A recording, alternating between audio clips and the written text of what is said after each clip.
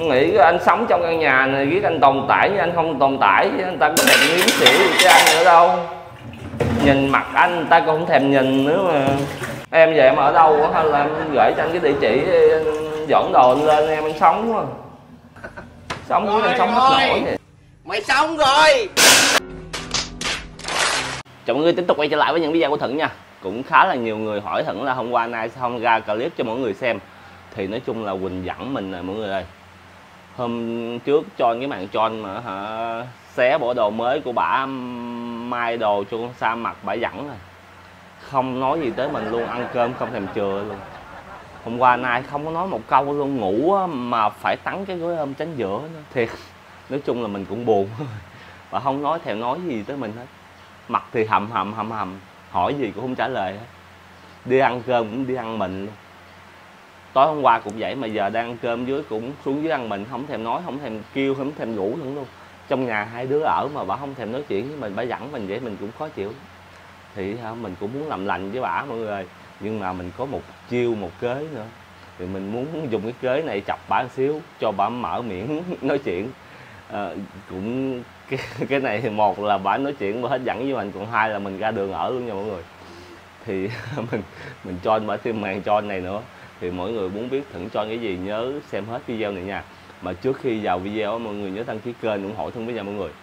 Đăng ký kênh giúp Thuận có động lực để làm những video hay hơn cho mọi người xem. Và cái thứ hai nữa là mọi người có thể xem những video của Thuận sớm nhất luôn. Thì ok, giờ mình sẽ xuống cho anh bả thôi mọi người. A few moments later.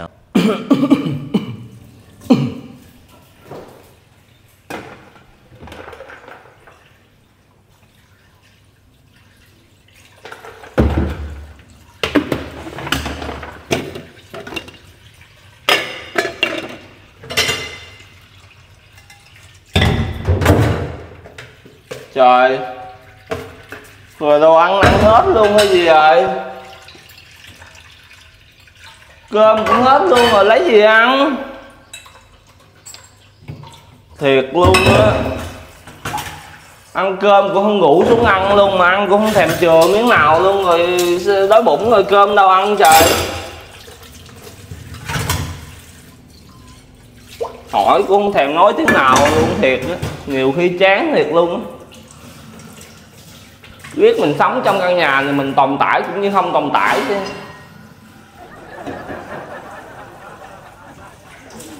Ăn cơm thì cũng không kêu một tiếng xuống ăn luôn. Biết nó chán gì đâu.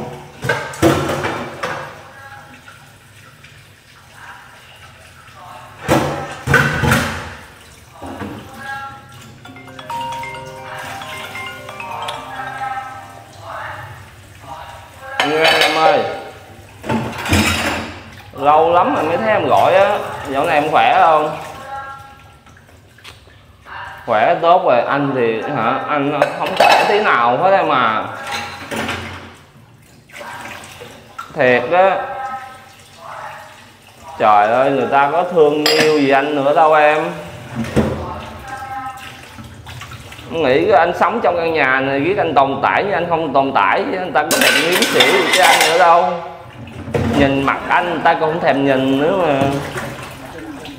Giờ không biết làm sao mà người ta ghét anh dữ lắm em ơi. Người ta hết thương anh hay gì rồi. Ăn cơm còn không thèm chừa cho anh mà em. Đồ thì em nghĩ cái vợ chồng son mới lấy thì phải thân thiết, phải yêu thương nhau chứ. Mới cưới vợ mà cũng như không vậy. Đồ ai mặc nó giặt, cơm ai nấu nấy ăn. Rồi tới nỗi mà anh nói em nghe là tối ngủ á còn phải trắng cái gối ôm tránh giữa nữa. Anh mà đụng tay lên cái gối ôm là ngéo ngắt anh. Ta giờ hết thương anh rồi. Em về em ở đâu hay là em gửi cho anh cái địa chỉ, dọn đồ anh lên em sống quá. Sống với anh sống hết nổi vậy. Dọn đồ anh lên em sống quá. Sống với anh sống hết nổi vậy.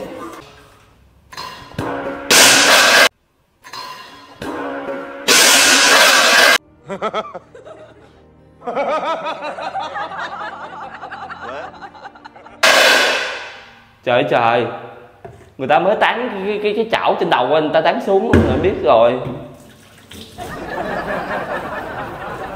Mới tán cái chảo trên đầu anh tán xuống luôn á. Không trúng cái tay anh là trúng cái đầu anh rồi. Chảo mà tán vô đầu vô cổ anh vậy tới em coi coi được không?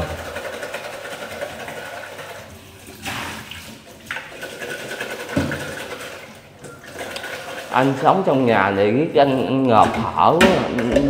Anh bị ngột ngạt quá, biết anh thở không nổi. Mặt người ta cứ hầm người ta có dịu dàng với anh đâu em. Mặt người ta cứ hầm sát khí vậy. Mặt người ta cứ hầm sát khí vậy. Anh nhìn anh còn sợ.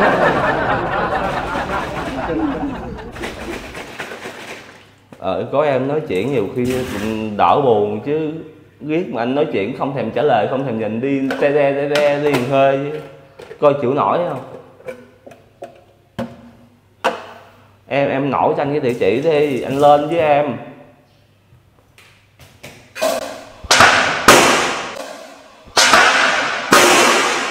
Ủa gì vậy? Anh lên đâu? Lên đâu?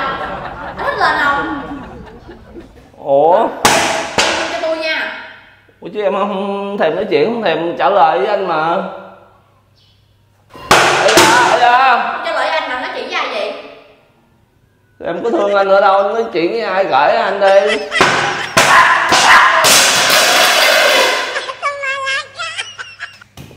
Trời. Tối giờ nữa hả, ngủ hả, em cũng trắng cái cơm tránh dựa. Cơm thì em ăn em có chừa cho anh không? Nói chuyện thì em không thèm trả lời.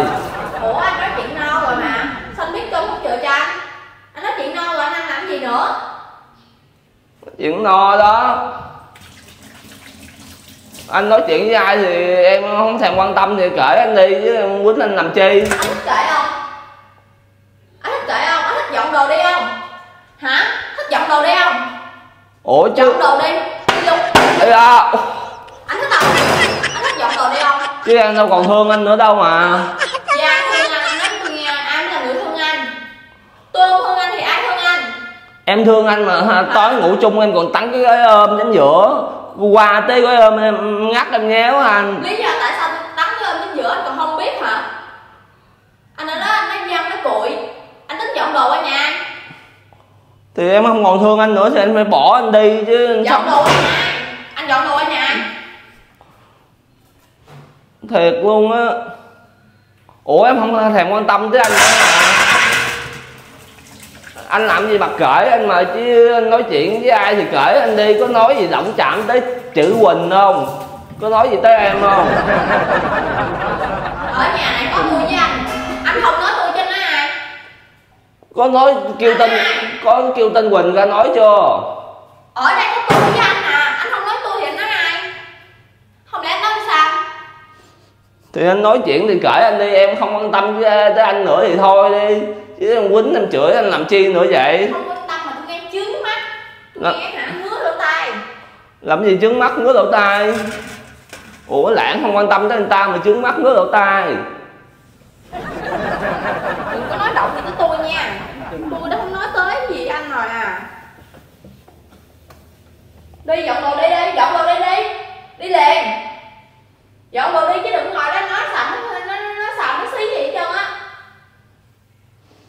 Lãng. Ai yêu thương thì lại nhà người đó đi. Không thèm quan tâm với người ta nữa rồi mà.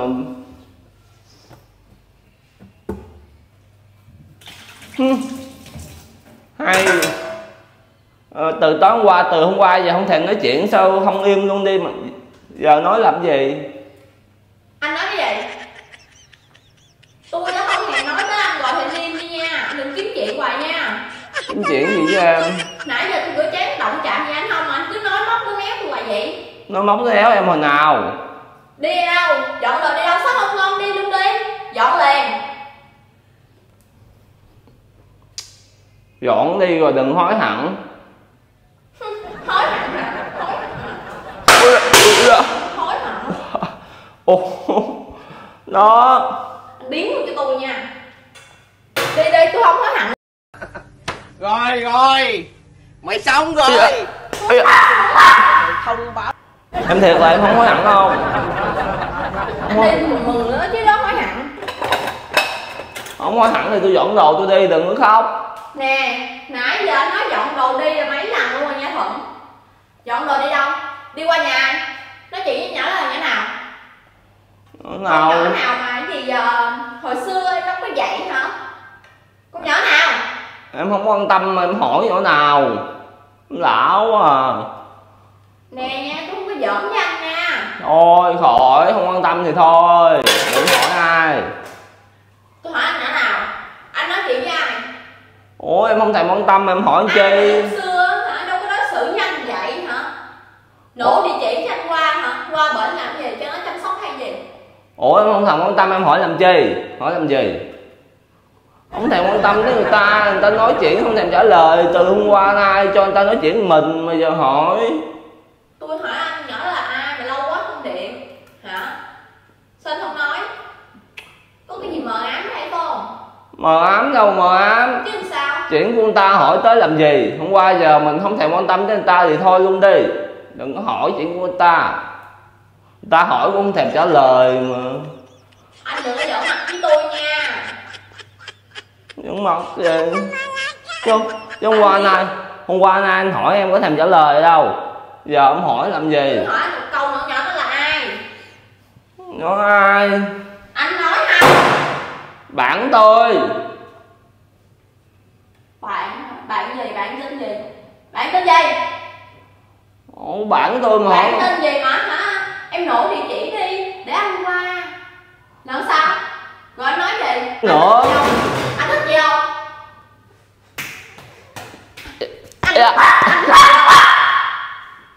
Chứ nói không thèm trả lời mà giờ mới chịu mở miệng ra nói hả? Tôi nói cho anh nghe nè. Dạ. Anh biến xa tôi ra nha, anh biến khuất mắt tôi nha. Chờ có người quan tâm tới tôi thì mới mở miệng ra nói. Tôi phải quan tâm tới anh á. Mặt này phải quan tâm mặt này. Ủa? Chứ không phải đang ghen hay gì sao? Chứ không phải đang ghen hả? Hôm qua không thèm nói gì tới anh mà. Ơi. Làm gì vậy? Làm gì mặt gân gân này trời? Ai biểu hôm qua nay không thèm nói chuyện với người ta chi vậy? Rồi. Anh đi ra coi. Làm gì vậy? Ra đi. Anh nghĩ sao á? Anh không biết tôi giận anh hay gì á? Giận mà giận dai dữ vậy? Dai. Nghĩ sao hả? Đồ người ta đặt về cũng cắt xé hết, banh hết của người ta. Ai biểu em hả? Đặt cái đồ của anh có 50.000, đặt đồ em tới 3,7 triệu kìa. 3,7 triệu hồi nào? 3,7 triệu tôi hồi lại hết rồi. Đặt còn bộ đồ 500.000 không lẽ hồi lại hết của người ta? Cho người ta chửi hay vậy? Đặt bộ đồ có 500.000 rồi về cũng xé banh ta lông hết. Ủa thì mình giận rồi không thèm xin lỗi mình đi. mặt làm gì giận dữ hả? Anh nói chuyện với em có thèm trả lời đâu từ hôm qua nay. Không xin lỗi mình thôi đi còn nói chuyện với gái nữa chứ. Nhỏ đó là con nhỏ nào mà anh tâm sự than vãn dữ vậy? Làm như thân thiết lắm á. Trời mặt làm gì gân gân khóc vậy trời. Thôi anh xin lỗi nha. Anh xin lỗi. Nè nhìn nè. Thôi mà. Anh đi ra đi. Thôi xin lỗi nha. Không xin lỗi gì hết á. Con nói chuyện với con nào đâu trời. Coi nè. Con nói chuyện với con nhỏ nào đâu mà giận như vậy. Ghen kìa. Ghen kìa. Ê, anh quay video anh cho anh em mà thôi. Anh xin lỗi. Đừng giận nữa nha. Thôi anh mua anh đền cho bộ đồ nha. Khỏi đi. Ủa chứ hả em không có đặt 3,7 triệu tiền đồ hả? Ủa anh kêu hồi lại hết rồi. Tiền nó mà lấy. Ủa hồi em lại hả thì á, không lẽ hồi lại hết của người ta cũng phải gán đặt bộ đồ 500. Ủa anh nói quen biết hồi bơm hàng không được mà. Thì tôi đâu có bơm người ta đâu, tôi hồi lại lấy bộ đó về tôi xé luôn. Trời, từ hôm qua giờ ha, ngủ trắng cái ôm nghĩ sao hả? Vợ chồng mà trắng cái ôm đến giữa không cho người ta ngủ gác gì hết luôn. Rồi khóc rồi kìa. Ra đi. Khóc rồi kìa. Rồi, thôi xin lỗi nha. Anh quay video cho anh mà có nói chuyện với nhỏ nào đâu. Thôi. Trời ơi, làm mặt nóng mặt lạnh mà ghen thấy sợ á trời. Tôi đâu có ghen, tôi nói tôi ghen thế nào? Tôi đâu có ghen, tôi nói tôi ghen thế nào? Xạo chó. Rõ ràng các bạn, rõ ràng ghen không? Nè sao nè, thôi anh xin lỗi nha, anh mua bộ đồ anh trả cho mà. Hỏi đi. Thôi để anh mua bộ đồ khác anh trả. Thèm nữa. Trời ơi, mở ra anh coi. Anh quay video anh cho anh là các bạn cười em nè. Mỗi người cười em nè. Đắp cái mền kìa, chưa nắng mà đắp cái mền kìa trời. Chưa nắng cỡ này mà đắp cái mền kìa. Không nực hay gì vậy? Trời ơi ghen. Từ hôm qua nay không thèm nói chuyện với mình đó mọi người. Mà bị mình dùng cái chiêu này hả? Không nói không được đó nha. Công nhận chiêu này thì cũng hay thiệt, mở miệng ra nói ghen. Nói chứ ghen, đang ghen lòng lộn dữ lắm rồi. Tôi nói không có ghen nha. Đâu có ghen đâu. Không có ghen hay không thì để cho các bạn trả lời nha. Các bạn thấy Quỳnh có ghen hay không thì nhớ để lại bình luận nha các bạn ơi. Chứ mình thấy là ghen dữ lắm. Công nhận hôm qua nay nói thiệt không thèm nói gì tới mình luôn, mặt cứ hầm vậy đó. Đó, mình nói chuyện thì không thèm trả lời đó. Thì mình cũng biết bả là bả muốn mình xin lỗi, nhưng mà sẵn thế bả dặn cái mình phải sử dụng cái màn tròn này thử bả coi bả có mở miệng ra bả nói không, hay bả cứng đầu. Ai về bả cũng con gái cũng giống nhau, ghen dữ à. Thì đó mọi người ơi, thì thôi cũng xin lỗi bả rồi. Tí mình phải mua bộ đồ mình gửi trả, tí anh mua bộ đồ anh gửi trả nha. Thôi đừng dặn nữa nha, anh xin lỗi nè. Gửi đâu phải trả. Thì quay cũng nhiều rồi các bạn ơi, giờ tranh thủ tắt camera đi đặt bộ đồ trả liền chứ. Để không là dặn nữa à nghe. Thì các bạn nếu các bạn xem video thấy hay thì nhớ đăng ký kênh ủng hộ Thuận biết nha các bạn. Đăng ký kênh của Thuận, bấm nút đăng ký thì các bạn có thể xem những video sớm nhất mình đăng lên nha các bạn ơi. Chào mọi người đến với TH Shop nha. Shop nước hoa chính hãng của tụi mình. Thì mọi người cũng đã biết là Thuận với Quỳnh cũng có đầu tư một số tiền để mở cái shop nước hoa chính hãng này. Thì nhân đây Thuận cũng muốn giới thiệu một số nước hoa của shop Thuận đến với mọi người nha. Trên bàn đây là một số nước hoa rất là thịnh hành của thị trường luôn nha mọi người. Thì đây nè mọi người, Chanel Blue, CK, Adidas, Le Labo 13, Versace, Dior. Rất là nhiều loại. Thì từ shop của Thuận có từ trung bình cho tới cao cấp đều có hàng nha mọi người ơi. Như là cái hãng của Adidas nè. Adidas này là nước hoa thích hợp cho mọi người chơi thể thao, đánh bóng chuyền rồi đá bóng đồ. Cái mùi thơm của nó thanh mát tới 4-5 tiếng nhưng mà chỉ có 450.000 thôi. Cái này là hàng trung bình thôi nha mọi người. Thì đây mọi người, chai nước hoa bình dân thứ hai đó là CK. Thì chai nước hoa này là chai nước hoa quốc dân rồi mọi người, nổi tiếng bao nhiêu năm trời vẫn không hết hot nha mọi người. Thì chai nước hoa này rất là không có kén người sử dụng, thì thích hợp cho những anh chị nào mà thích mùi hương thanh mát dễ chịu. Thì đó có giá từ 1 triệu tới 1,2 triệu thôi nha mọi người. Thì những cái chai này là Thuận khui ra để chiết cho mọi người rồi sẵn làm mẫu luôn á. Còn shop của Thuận tới cả 100 mẫu nước hoa khác nhau lẫn. Thì bên đây nè để mình giới thiệu hết cái shop cho mình cho mọi người dễ lựa nha. Thì shop mình có cả 100 mẫu nước hoa cho mọi người tha hồ lựa chọn cho mọi người. Thì đây mình sẽ giới thiệu những mẫu nước hoa hot nhất ở bên shop mình. Đây Sosikandal, đôi chân dài quyến rũ, Blue Ruchi Bomb, đây Love, đây Good Girl One Back, đây mọi người Le Labo 13, Dior Sauvage, Blue Chanel. ISM vàng này rất thích hợp cho chị em nào mà thích sexy mà muốn người yêu của mình tối ngày cứ quấn quýt tới mình thì cứ nên cân nhắc xài cái em này. Đây là Emna đỏ, Lux Opium, đây mọi người bên đây nữa. Gucci Bomb nè mọi người, đây Serum nè mọi người, đây là Chanel Coco, đây Dior nè mọi người. Đây là Good Girl. Good Girl này rất là đẹp luôn mọi người, trong có hình đôi guốc luôn á. Cái chai nước hoa nó rất là đẹp. Chai giò nữ nè, giờ rất là thích hợp cho những cô nàng thục nữ nha. Đây là mọi người, thì bên cạnh cái shop mình bán nước hoa thì mình có bán lăn khử mùi dành cho nam và nữ luôn đây nha mọi người. Đây, đô lụa đỏ, đô dưa leo, rất là thơm nha mọi người, giúp trắng sáng vùng da với cái tay của mọi người rất là hiệu quả luôn. Ai mà có mùi hôi á, gọi là nhẹ thôi mà mình lăn cái chai này mọi người là triệt để hết hôi luôn mọi người. Đây, bên đây là có Mineral nè, Mont Blanc nè, Versace. Thì Versace này là có rất nhiều loại Versace nha mọi người. Đây Versace nè, đây Versace đỏ nè, Versace Dylan Blue nè, đây giò nè mọi người. Mont Blanc cũng có nha mọi người ơi, Gucci nữa là mọi người à.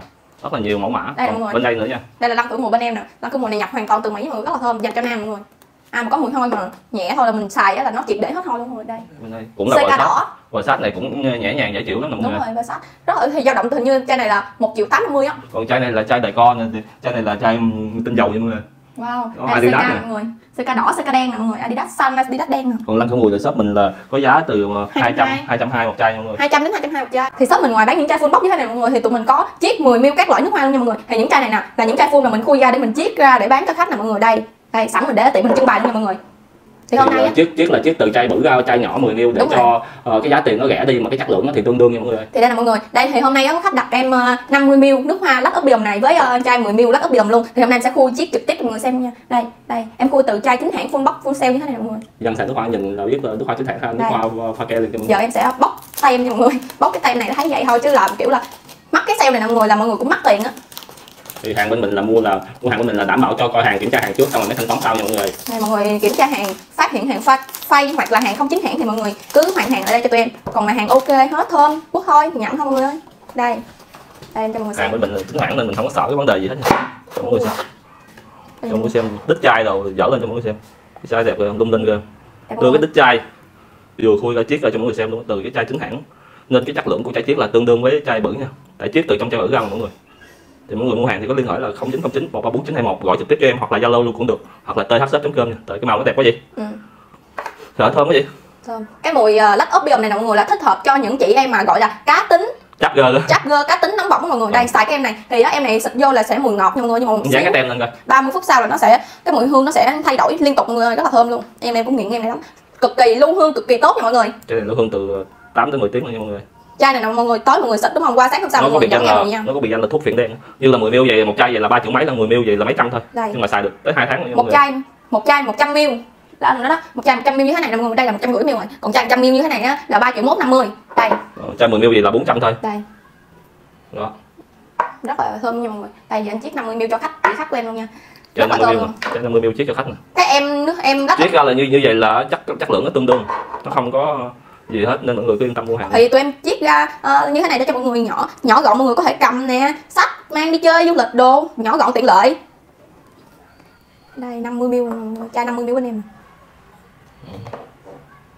Đây là nước hoa chiết nha, nước hoa chiết đơn giản là chiết từ chai bự qua chai nhỏ thôi cho mọi người dễ sử dụng với lại cái giá tiền thì nó hợp với tiền nữa. Cái chai không bên mình cũng đẹp lắm nha. 50 ml bên mình là rơi vào 1 triệu mấy mọi người. Đó. Thì ok mọi người mua hàng thì ủng hộ tụi em với nhà sắp Tết nhất rồi, mọi người thấy cái mùi hương nào mà thích hợp cho mọi người thì cứ gọi đặt hàng tụi em có thể là cho mọi người là kiểm tra hàng xong rồi mọi người thấy thơm, cái mùi thơm nó thơm thật sự mọi người mới tính tiền, nên mọi người cứ yên tâm mà mua hàng bên shop tụi em. Hàng bên shop tụi em là hàng chính hãng mà em được người nhà gửi xách tay về trực tiếp nên em không có lo về cái vấn đề là hàng chính hãng hay là hàng giả, cho mọi người cũng yên tâm luôn, tại vì em cho mọi người là kiểm tra hàng trước khi trả tiền. Thì mọi người sắp Tết nhất thì mọi người xài nước hoa thì ủng hộ shop tụi em nha, ủng hộ hai tụi em nha. Thì để hai tụi em có tiền sắm được Tết. Có tiền sắm được Tết cho mọi người. Thì cảm ơn mọi người rất là nhiều đã xem đoạn quảng cáo này của tụi em. Thì đây là tụi em cũng giới thiệu cái shop tụi em đến với mọi người thôi. Rồi bây giờ chào mọi người nha, đây là chai 50 ml được chiết ra mọi người ơi. Em để cái nắp đây coi. Đó, chai 50 ml đầy tràn luôn hả? Cái tay 50 ml của tụi em hết rồi mọi người. Tụi em lấy đãi tay 10 ml dán đỡ. Nhưng mà em cũng đã nói chị khách thông cảm rồi. Khách hàng bên em rất là dễ thương luôn mọi người. Ai mua hàng bên tụi em cũng rất là dễ thương, đẹp trai xinh gái hết mọi người.